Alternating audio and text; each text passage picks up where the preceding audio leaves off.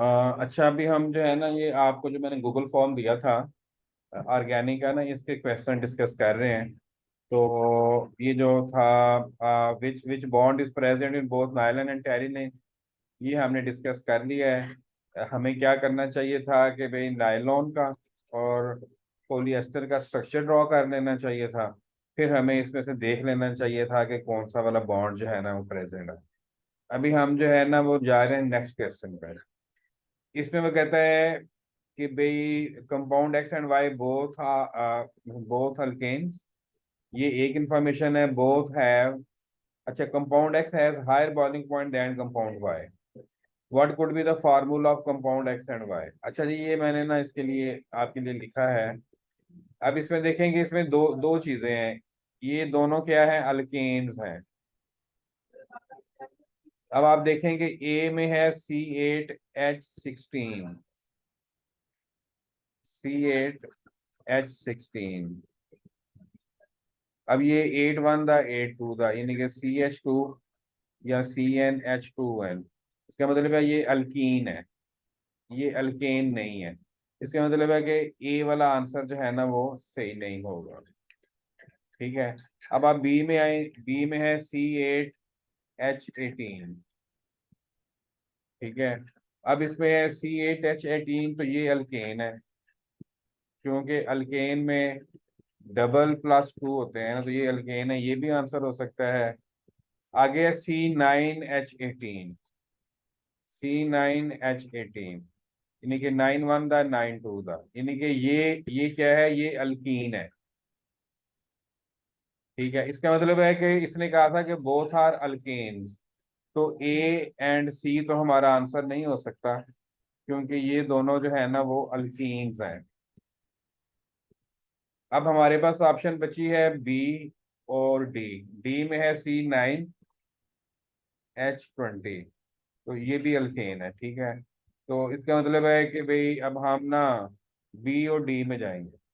अब आगे कहते हैं compound X has a higher boiling point than compound Y.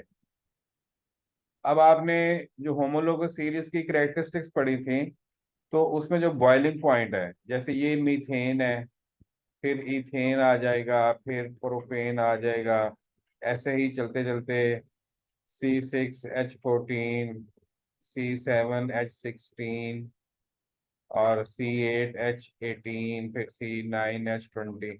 अब जैसे जैसे आप नीचे जाते जाएंगे तो क्या होगा, बॉइलिंग पॉइंट जो है ना वो इंक्रीज होगा।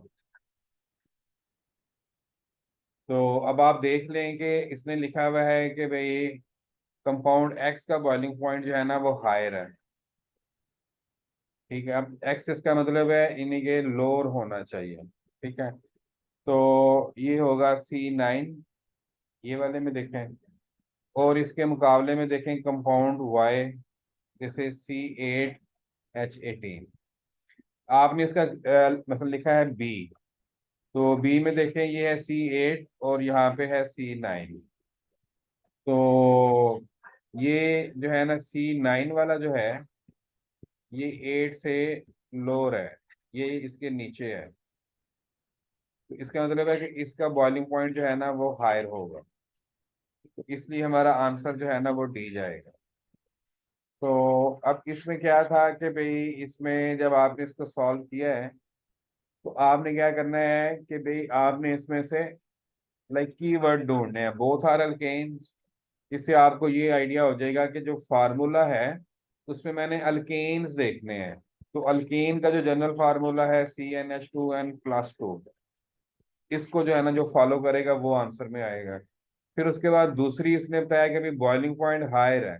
अब वो हमें पता है कि जैसे हम नीचे जाएंगे, जैसे कार्बन नंबर इंक्रीज होगा, बॉइलिंग पॉइंट भी इंक्रीज होगा। ठीक है, ये था। अब हम आपके नेक्स्ट क्वेश्चन पे चलते हैं, जैसे क्वेश्चन नंबर 6। ये था 4 hydrocarbon structure are shown, which hydrocarbon are isomer. ठीक है जी। अब आइसोमर की क्या डेफिनेशन पढ़ी थी आपने। इससे वो कंपाउंड्स जो जिनका लाइक फॉर्मूला सेम होता है लेकिन स्ट्रक्चर डिफरेंट होता है। हाँ, वेरी गुड। अब आप इसमें देखेंगे, आपने इसका आंसर जो है वो लिखा है ए में लिखा है 1 2 एंड 3,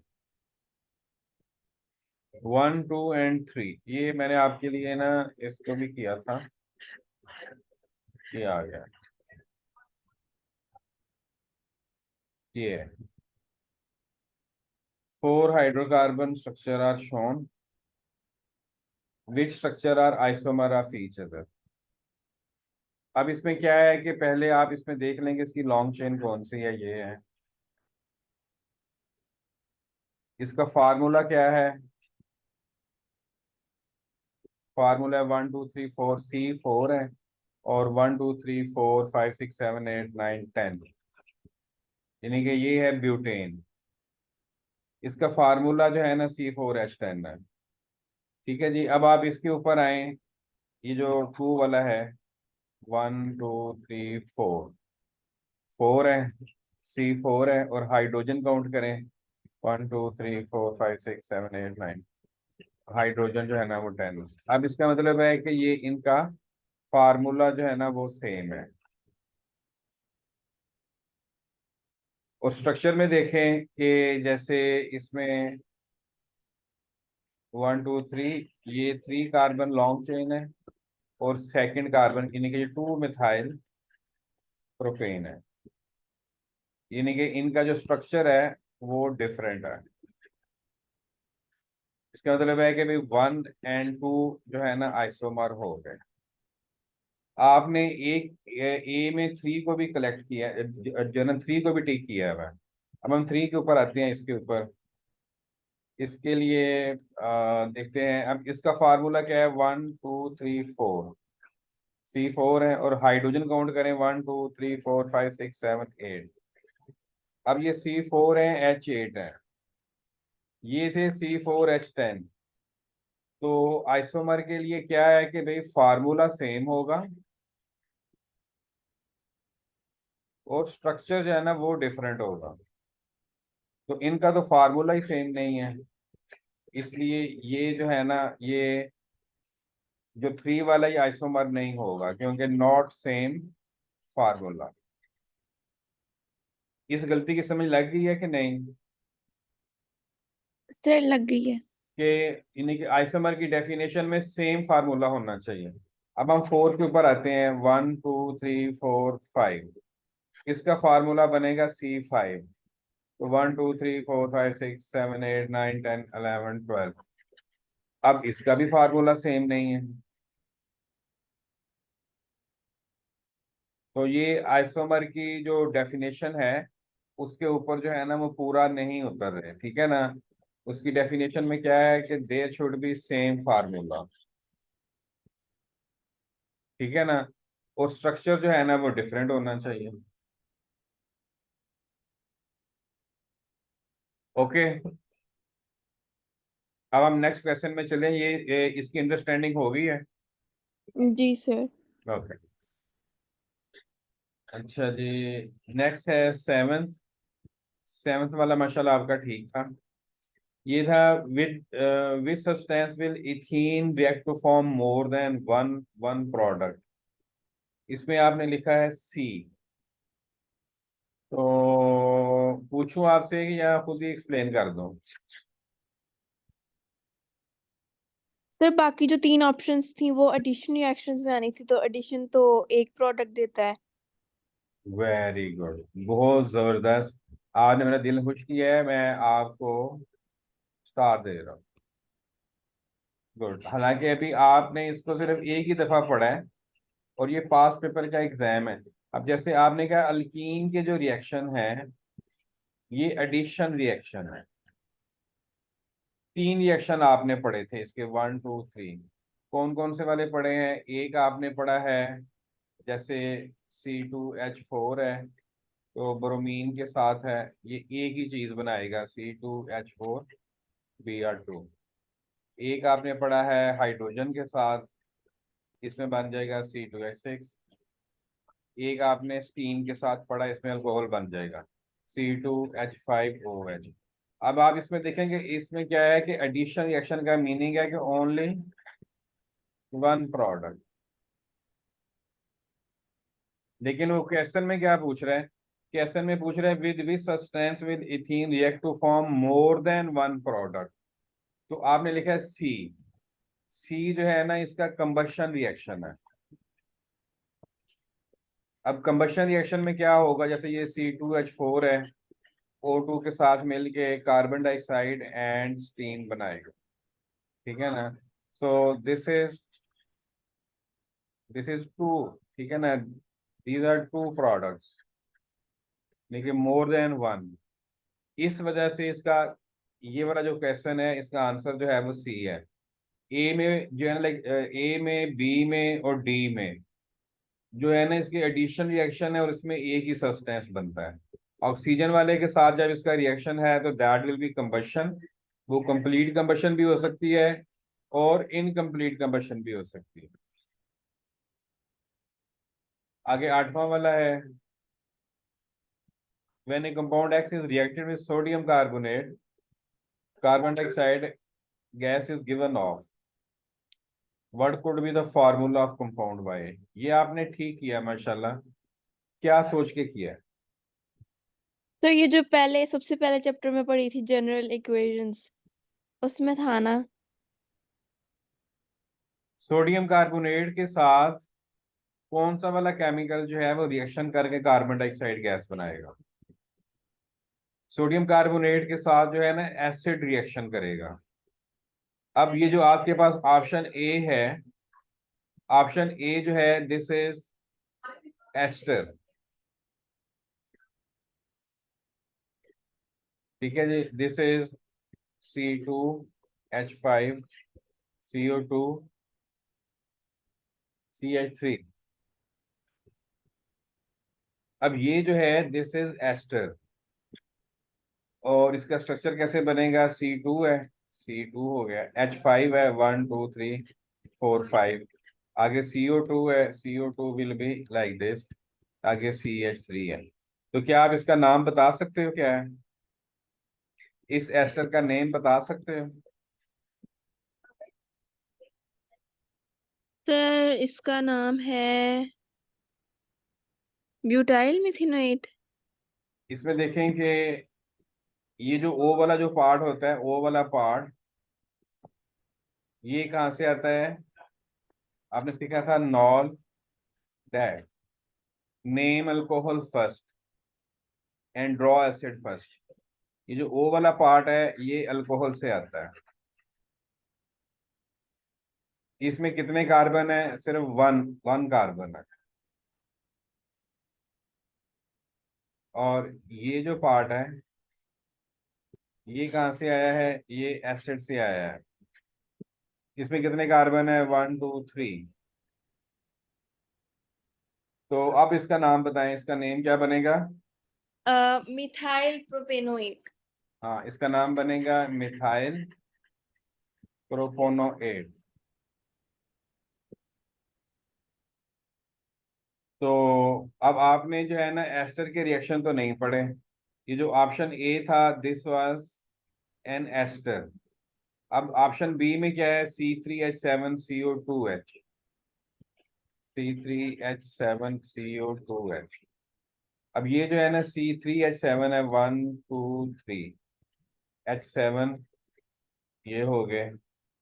आगे क्या है? CO2, CO2 is like this, आगे है H। तो इसका क्या नेम होगा जो अभी मैंने लिखा है? ब्यूटानॉल। Butanoic acid. हाँ एसिड, सॉरी एसिड। तो एसिड जो है ना, एसिड, ठीक है, एसिड ऑर्गेनिक हो या इनऑर्गेनिक हो, तो वो कार्बोनेट के साथ रिएक्शन करके सॉल्ट, वाटर और कार्बन डाइऑक्साइड बनाता है। तो इस वाले क्वेश्चन में हमने जो है ना एसिड को आइडेंटिफाई करना था। तो ये जो सी वाला है, सी वाला, क्या आप इसका नाम बता सकते हो इधर से ही देख के, ये जो अभी स्क्रीन पे है? इसका नाम है, एक मिनट, तो मैं ड्रॉ कर लूं। अच्छा चलें, मैं इसको कर देता हूँ। ये देखें, जैसे ये है, CH3 CO2 CH3 CO2 C2H5। अब इसके नेम से जाहिर है कि ये एक एस्टर है। आपने देखना है जो O से जो पहले हैं कितने कार्बन है, इसमें C2H5 है, यानी कि 2 कार्बन है, ये अल्कोहल से आएगा। और ये जो है ना, इसमें कितने कार्बन, इसमें 1 और 1 2 कार्बन, तो ये एसिड से आएगा। अब 2 कार्बन वाला जो अल्कोहल है that will sound like ethyl ethanoate. Okay, ये इसका नेम जो है ना वो हो जाएगा। ठीक है, तो ये भी ठीक एस्टर है। था सी वाला, और डी वाले में है C4H9OH, तो ये आ गया C4H9OH, तो दिस इज ब्यूटानोल। ठीक है, तो ये हमारे पास 4 ऑप्शन थे। सबसे पहले हमने आइडेंटिफाई किया कि कार्बोनेट के साथ एसिड रिएक्शन करता है, फिर हमने देखना था कि इनमें से कौन सा वाला जो है ना एसिड है, तो बी वाला जो था ना वो एसिड था, इस वजह से हमने इसको ट्रीट किया है। अच्छा, ये 9 वाला है। 9 वाला क्योंकि आपके थर्ड टेस्ट में भी आया हुआ है, तो वो हम ना उसके साथ एक्सप्लेन कर लेंगे। वैसे भी मैंने ना इसके ऊपर जो 9 वाली की स्पेस के ऊपर ये वाला क्वेश्चन सारा ना एक्सप्लेन कर दिया है। तो अब हम नेक्स्ट पे चलते हैं, ये है 10। For which molecule are the empirical and molecular formula are the same. ये ऑप्शन डी किया है आपने, 2 3 एंड 4। ये आपने क्या सोच के किया है कि भाई तुक्का लगाया है या तो वर्किंग की थी? देखिए नहीं इसमें सर, साइंस तुक्का की लगाया जरूरत है। क्योंकि मॉलिक्यूलर फॉर्मूला तो सेम नहीं होगा ना किसी का। जी जी। मैं कह रही हूँ लाइक मॉलिक्यूलर सेम तो नहीं होगा, इसलिए मैंने तुक्का ही लगाया था। अच्छा कोई बात नहीं, लेकिन इसमें ये है ना कि साइंस में ना हमने ना हर एक चीज कोई अंडरस्टैंडिंग करनी है। ठीक है, हमने ना कोई भी जो चीज है उसको गैस नहीं करना। ठीक है, हमें ना इसका आइडिया होना चाहिए। जैसे आपको याद होगा कि मैंने आपको एम्पिरिकल फार्मूला और मॉलिक्यूलर फार्मूला दोनों की डेफिनेशन भी लिखवाई थी और दोनों की वर्किंग भी करवाई थी। मॉलिक्यूलर फार्मूला जो है, इसका मीनिंग होता है कि ये हमें शो करता है the formula which show the total number of atom. ठीक है, total number of atoms in A molecule, ये इसकी डेफिनेशन है। एम्पिरिकल फार्मूला क्या होता है? ये वो वाला फार्मूला होता है जो कि शो करता है सिंपलेस्ट होल नंबर रेशो। ठीक है, simplest whole number ratio between atoms of a molecule. ठीक है, एम्पिरिकल फार्मूला जो है वो सिंपलेस्ट, अब जैसे ये है मिथानोइक एसिड, इधर मैं करता हूँ वर्किंग, ये है HCO2H, तो इसका मॉलिक्यूलर फार्मूला क्या होगा और इसका एम्पिरिकल फार्मूला क्या होगा? अब आप इसमें देख लो कि भाई आप इसकी मीन की वर्किंग कर लो। ठीक है, जैसे कि इसका है मॉलिक्यूलर फार्मूला, आपको बताया टोटल नंबर ऑफ एटम, इसमें 2 हाइड्रोजन है, तो ये हो जाएगा C1, और हाइड्रोजन 2 है और ऑक्सीजन भी 2, ये इसका हो गया मॉलिक्यूलर फार्मूला। तो इसका एम्पिरिकल फार्मूला क्या होगा? एम्पिरिकल फार्मूला होता है सिंपलेस्ट होल नंबर रेशियो। अब ये देखेंगे 2 1 है, लेकिन इसके ऊपर नहीं जा रहा है ना, तो इसका मतलब है कि इसका एम्पिरिकल फार्मूला जो है ना वो सेम रहेगा, इसमें कोई चेंज नहीं आएगी। जो इसका मॉलिक्यूलर फार्मूला है वही उसका एम्पिरिकल फार्मूला होगा, CH2O2, इसमें कोई चेंजिंग नहीं आई। अब हम ये दूसरे वाला कर रहे हैं। ठीक है जी, दूसरे वाले में देखें, ये है CH3CO2H, तो अब आप बताओ कि इसका मॉलिक्यूलर फार्मूला क्या होगा। कार्बन कितने हैं इसमें? 2 टू। हाइड्रोजन कितने हैं? 3 and 1। 4 ऑक्सीजन कितने हैं? 2। ये इसका क्या 2 है? ये इसका है मॉलिक्यूलर फार्मूला। अब इंपेरिकल फार्मूला क्या होता है? इंपेरिकल फार्मूला होता है सिंपलेस्ट होल नंबर रेशो। तो 2 1 द 2 2 द 2 1 द, तो ये क्या आ जाएगा? CH2। ये इसका बन जाएगा इंपेरिकल फार्मूला। ठीक है। अब इसी तरह आपने जो है ना वो थर्ड की भी वर्किंग करनी है और फिर लास्ट वाले की भी वर्किंग करनी है। तो अब मैं ना थर्ड वाले के ऊपर जा रहा हूँ। ठीक है। इस वाले के ऊपर ये देखेंगे, ये हमने पहले किया है, लेकिन पहले जाहिर है कि भाई उसने जो है ना आपने जनरलाइज किया। ठीक है। अब जो है ना वो आपको वो जब ये क्वेश्चन में दे रहा है, ठीक है, तो वो फिर जाहिर है कि भाई आपको वो चीजें जेन, और मैं ये टाइम भी ज्यादा इसलिए लगा रहा हूँ कि आप दोबारा ये वाली मिस्टेक ना करो। आगे है C2H5, C2H5, CO2H। अब पहले आपने इसका मालिक्यूलर फार्मूला की हमें डेफिनेशन पता है कि this is total number of atom. तो टोटल नंबर कितने हैं? C2 and 1 C3 है, हाइड्रोजन और 5 8 and से 1 हाइड्रोजन 6 है, और O2 है। तो इसका जब एम्पिरिकल फार्मूला निकालेंगे, 2 1 द 2 3 द, लेकिन इसके ऊपर नहीं जाता, तो ये तीनों के ऊपर डिवाइड होना चाहिए था। ठीक है ना। तो ठीक है। इसका मतलब है कि इसका क्या होगा? इसका एम्पिरिकल फार्मूला यही वाला रहेगा, C3H6O2। अब हम लास्ट वाले के ऊपर आ रहे हैं। ठीक है। तो लास्ट वाले के लिए भी कलर कोई देख लो। चलो ये वाला ब्राउन ठीक है। This is C3H7CO2H। C3 and C4 हो गए, हाइड्रोजन 7 and 1 हाइड्रोजन 8 हो गए, और O2 हो गए। So this is the molecular formula. Empirical क्या निकलेगा? 2 1 the 2 4 the 2 2 the, so C2H4 हो।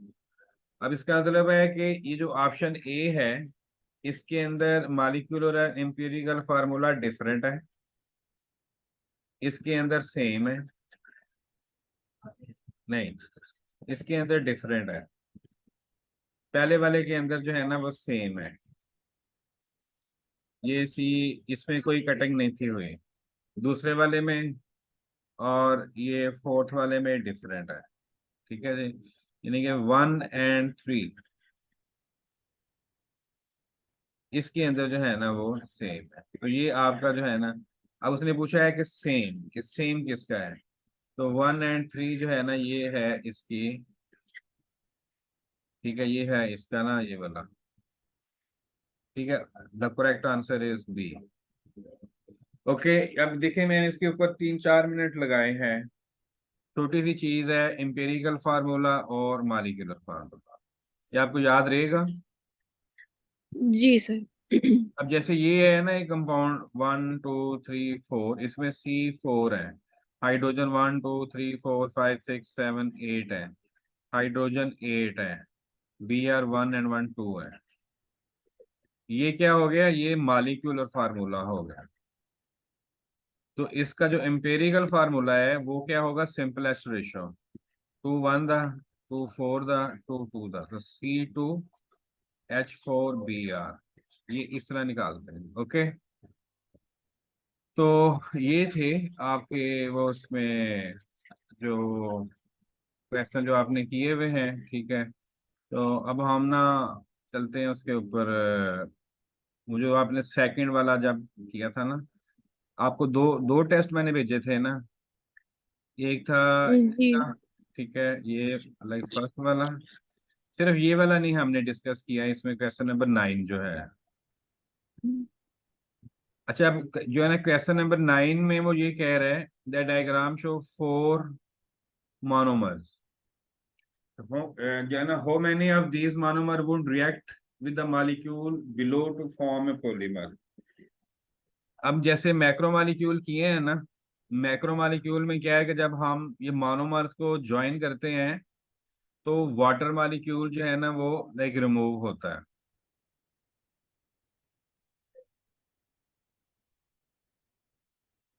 तो अब आपने इसमें से देख लेना था कि भाई इन्हीं के हर एक में से जो है ना वाटर मॉलिक्यूल किस में से रिमूव होगा। और अगर कोई ऐसी ऑप्शन आएगी कि जिसमें से वाटर मॉलिक्यूल नहीं रिमूव हो रहा तो वो फिर आप इसको ना मेंशन कर देंगे। तो ये है आपका टेस्ट। इसके रिस्पॉन्सेज में चले जाते हैं।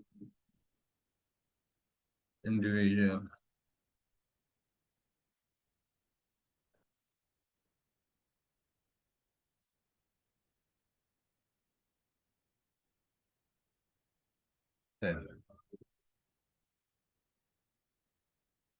ये था इसका question number 1। A compound Y is thought to be an organic acid which reaction show that Y then. ये जो ऑर्गेनिक एसिड है ना ये वीकर एसिड होते हैं। ठीक है। तो इसमें जो ऑप्शन ए है it react with alcohol to form ester, ये आपका ऑप्शन बिल्कुल ठीक है। क्योंकि जो इनऑर्गेनिक एसिड होंगे वो अल्कोहल से रिएक्ट करके एस्टर्स नहीं बनाएंगे। ठीक है। एस्टर आपका ना थोड़ा सा माशाल्लाह इम्प्रूव्ड है। सेकंड वाला भी ठीक है आपका। The boiling point of alcohol increases as their relative molecular masses increases which alcohol has the highest boiling point. Good, आपने लिख लिया ब्यूटानोल। ठीक है। तो ठीक है बिल्कुल। उसके बाद है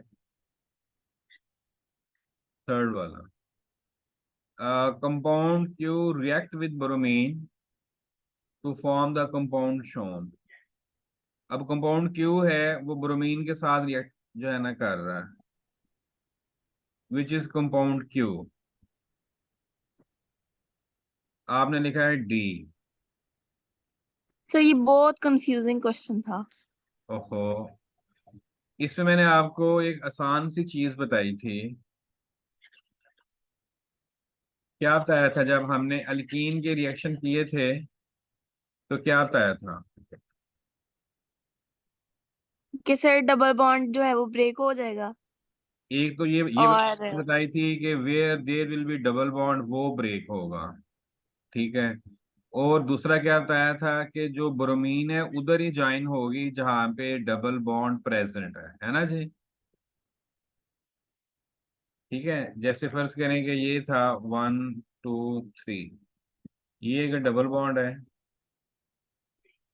तो अगर ब्रोमीन का रिएक्शन है, अब डबल बॉन्ड जो है ना ये है इधर है, ये पहले दो में। ठीक है। तो ये इधर से ब्रेक होगा तो जो एटम है वो ऐसे ही रहेंगे। तो एक बी आर जो है ना इधर आ जाएगा और दूसरा बी आर इधर आ जाएगा। ऐसे ही है ना। अब आप ये देखें कि ये है एक बी आर फर्स्ट कार्बन के ऊपर है और दूसरा बी आर जो है ना वो सेकंड के ऊपर है।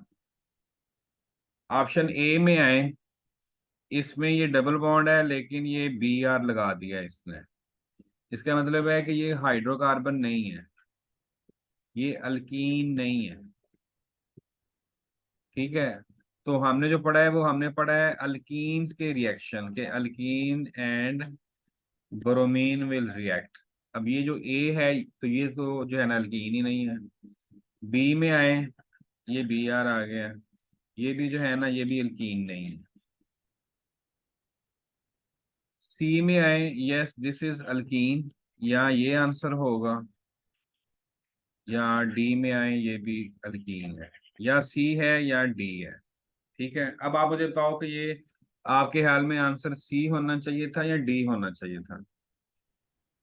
सर मैंने डी किया है वो गलत है, फिर सी ही होगा। हाँ जाहिर है। अब इसमें आप देखो कि जो दूसरी बात बताई थी कि जैसे ये है ना इन इन दोनों कार्बन के दरमियान में डबल बॉन्ड है ना। अब ये वाला डबल बॉन्ड जो है ना ब्रेक होगा, बाकी जो कंपाउंड है एज इट इज रहेगा। यानी कि पहले CH3 है, आगे CH है, आगे CH है, आगे CH3 है। ये था डबल बॉन्ड। ठीक है, अब डबल बॉन्ड ब्रेक हो गया। अब एक बी आर इधर लग जाएगा और एक बी आर इधर लग जाएगा। ठीक है ना, जिधर डबल बॉन्ड है तो उधर ही लगना है। तो अब इसमें क्या इशू होगा कि वो तो गलत हो जाएगा फिर हमारा। लेकिन जब आप सी के ऊपर आएंगे तो सी का क्या है, सी का जब ये डबल बॉन्ड ब्रेक होगा तो वो पहले दो कार्बन के दरमियान है। ठीक है ना। अब इसमें क्या है कि भाई इसका जब डबल बॉन्ड ब्रेक होगा तो क्या है, पहले दो के, ये सिंगल बॉन्ड हो गया। ठीक है, एक बी आर इधर आ गया।